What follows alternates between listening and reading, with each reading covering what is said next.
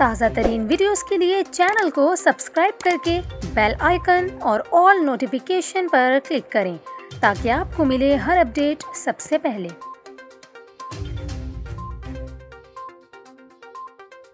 और अभी आपको बताएं, खैबर पख्तूनख्वा के ज़िला स्वात और मालम जब्बा में मौसम सरमा की पहली बर्फबारी हो गई। स्वात और मालम जब्बा के अलावा गिलगित बल्तिस्तान के ज़िला गिज़र समेत बालाई इलाकों में भी बर्फबारी हुई, जिससे सर्दी की शिद्दत बढ़ गई है। ताहम अब भी ज़िला गिज़र के बालाई इलाकों में वक्फे वक्फे से बर्फबारी का सिलसिला जारी है, जबकि मैदानी इलाकों में बारिश का इम्कान है। दूसरी जानिब गिलगित बल्तिस्तान के ज़िला हुंजा, बाबूसर टॉप, नांगा पर्वत, बटूका टॉप और फेरी मेडोज़ के पहाड़ों पर रात से बर्फबारी जारी है। ज़िला दियामर के शहर चल्लास में कहीं तेज़ और कहीं हल्की बारिश जारी है। इसके अलावा लाहौर के मुख्तलिफ इलाकों में बूंदाबांदी हुई, जबकि इस्लामाबाद, मुल्तान, बहावलपुर, चीचावतनी, सरगोधा, गुजरात, मरी और आज़ाद कश्मीर के मुख्तलिफ इलाकों में भी बारिश रिकॉर्ड की गई।